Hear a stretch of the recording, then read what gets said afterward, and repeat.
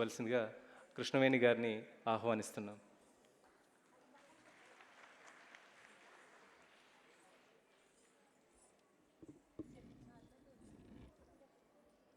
సభకు నమస్కారం అండి.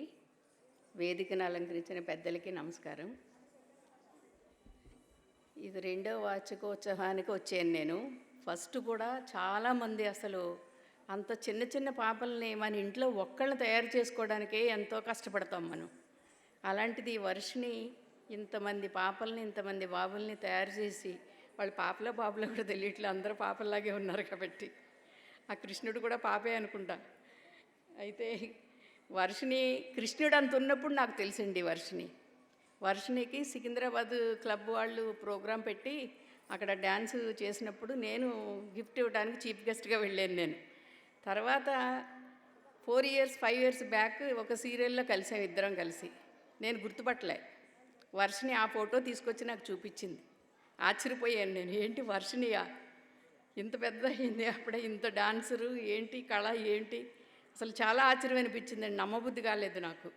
తర్వాత వాళ్ళ అమ్మగారు గుర్తు చేశారనమాట అన్నీ. ఇలా మీరు వచ్చారు, అప్పుడు మా పాపకి ఇలా గిఫ్ట్ ఇచ్చారు అని చెప్పి.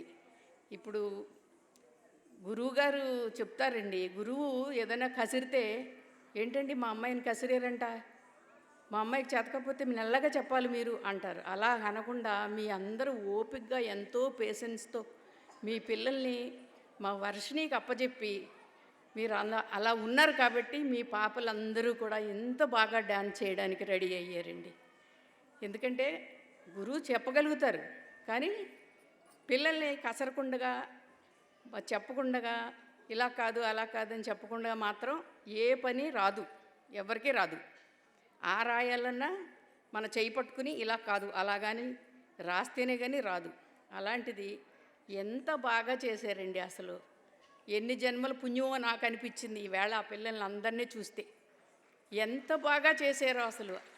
ఆ ఆఫ్ సిట్టింగ్ ఏమిటండి పిల్లలు, అసలు వాళ్ళు ఇలా కూర్చున్నారు చూడండి, ఇలా ఉండేవాళ్ళు ఇలాగే ఉన్నారు. నేను ఇలా రెప్పేయకుండా చూశాను. అస్సలు నాకు కంటి రెప్పబడలేదండి పిల్లలు చేసేటప్పుడు. అంత బాగా తయారు చేసిందంటే మా వర్షిని గొప్పతనం ఇదంతా.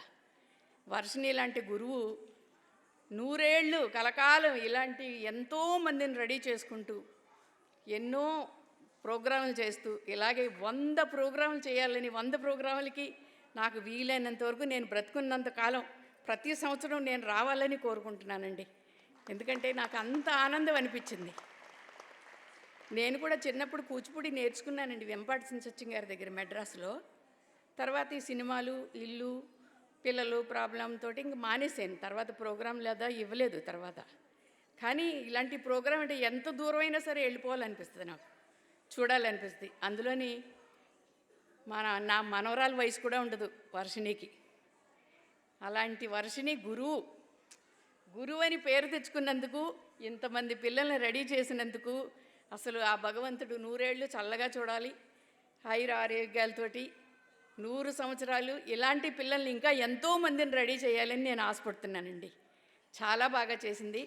మీ తల్లిదండ్రులు అందరూ కూడా కృషి చేసి అలాగే మా వర్షినికి సహకారంగా నిలబడండి. మీ పిల్లలు ఎంతో గొప్పవాళ్ళు అవుతారు. అందరికీ నా ఆశీర్వాదం. Thank you.